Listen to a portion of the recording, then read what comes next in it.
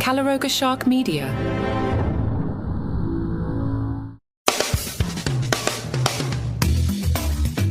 Hi and welcome to Entertainment Daily, a short roundup of the top entertainment stories in today's news.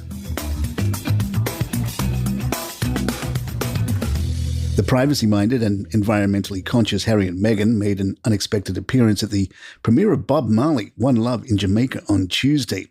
The couple graced the red carpet hand in hand with Meghan dressed in black attire, while Harry opted for a suit without a tie for the event held at the Carib Theatre in Kingston.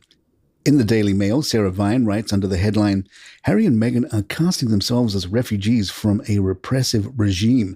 The king should give them what they claim to want and set them free by stripping them of their royal titles. Vine writes, when I saw the pictures of the Duke and Duchess of Sussex at the premiere of the Bob Marley movie in Kingston, Jamaica, the first thing sprang to mind was how thoroughly refreshed they both looked. Indeed, I had to do a double take to make sure it really was the Duchess and the Prince Harry was escorting and not some dewy, doe-eyed lookalike. The Prince, meanwhile, looked remarkably unfurrowed for a man who looks likely to have paid £750,000 in legal costs accrued by his failed libel action against the Mail on Sunday. I don't know what they put in the water out there in Montecito, but it's definitely working. Still, all that gloss doesn't hide the ugly fact that the pair, normally so vocal when it comes to informing the world of their heartfelt sentiments, have yet to say a single word in public on the subject of Harry's father, the King, and his health issues. That they should have chosen this particular occasion to break cover is also intriguing. Jamaica is not exactly a friend of the British monarchy. Indeed, the country's Prime Minister, Andrew Holness, who joined the Sussexes at the premiere with his wife, Juliet, has expressed its hope that his people will cut ties with Britain when they vote in a referendum on the question later this year. By choosing to break the cover in such vehemently anti-monarchist company, the Duke and Duchess appear to be sending a very clear signal to the palace. It appears to me that they intend to use their royal connections to undermine both the individual reputations of members of the royal family and the institution as a whole. I hope that I am wrong. To hear more about the royals, please check out our sister podcast, The Palace Intrigue. It's available wherever you get your podcasts. Ryan Gosling released a statement on Tuesday expressing his disappointment after his Barbie co-star Margot Robbie and director Greta Gerwig were snubbed by the Oscars. Gosling, who himself was nominated for Best Supporting Actor for his portrayal of Ken in the film, shared that the movie would not exist without Margot and Greta. There is no Ken without Barbie, and there is no Barbie movie without Greta Gerwig and Margot Robbie, the two people most responsible for this history-making, globally celebrated film. No recognition would be possible for anyone in the film without their talent, grit, and genius. To say that I'm disappointed that they are not nominated in their respective categories would be an understatement. Their work should be recognized along with the other very deserving nominees, he declared. A source told Daily Mail Ryan believes that his role was so well received that thanks to the work that Margot and Greta did, making his performance Oscar-worthy in the first place. He is ecstatic that he was honoured, but it is bittersweet that his enjoyment can't be shared with Greta and Margot in the next few months because they were snubbed. The source added that the father of two will perform I'm Just Ken during the ceremony and may incorporate his feelings on Margot and Greta not getting nominated. Bono's daughter, actress Eve Hewson, has slammed the Academy Awards and blamed the Patriarchy for Barbie director Greta Gerwig's Oscars snub. Hewson joined furious fans online as backlash mounted after Margot and Greta were missed off the list for their billion-dollar feminist blockbuster. Posting on Instagram on Tuesday, Hewson shared a photo of the Barbie cast with the caption, "And the patriarchy rules again. So lame." Only 8 women have ever been nominated for Best Director at the Oscars compared to 468 men, with 0 women nominated last year. Sharon Osbourne is opening up about a difficult period after learning of husband Ozzy Osbourne's 4-year affair with hairdresser Michelle Pugh back in 2016. The 71-year-old was so distraught she attempted suicide.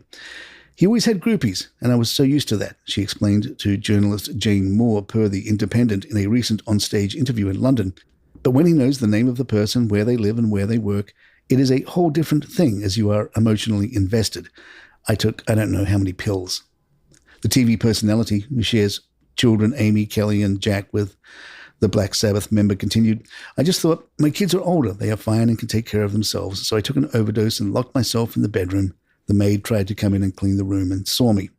In 2016, the couple briefly split following the news of Ozzy's affair with Michelle, with the rock star coming forward as a sex addict at the same time. He's been an outpatient for sex addiction for the last 3 months, Sharon said during an appearance on The Talk in August of that year. He's working at it. It's hard because it affects the whole family, and it's quite embarrassing to talk about it. For his part, Ozzy told British GQ in 2020, "I've done some pretty outrageous things in my life. I regret cheating on my wife. I don't do it anymore. I got my reality check, and I'm lucky she didn't leave me. I'm not proud of that. I was pissed off with myself, but I broke her heart." In the years since, though, she's managed to pick up the pieces. No relationship is easy, she told E! News in September, and you have to work at it. You get your ugly times, your bad times, and your horrific times, but if you love each other enough, you'll work through. More entertainment in just a moment. Gwyneth Paltrow has unveiled her extremely raunchy Goop Valentine's Day 2024 gift guide, complete with a $1,250 gold vibrator, $250 handcuffs, and $55 sex oil. Gwyneth has become an increasingly extroverted oversharer since she first launched her lifestyle brand Goop in 2008, spilling intimate details about her bedroom endeavors, making a slew of brazen, veritable confessions, and promoting numerous X-rated products through the website over the years.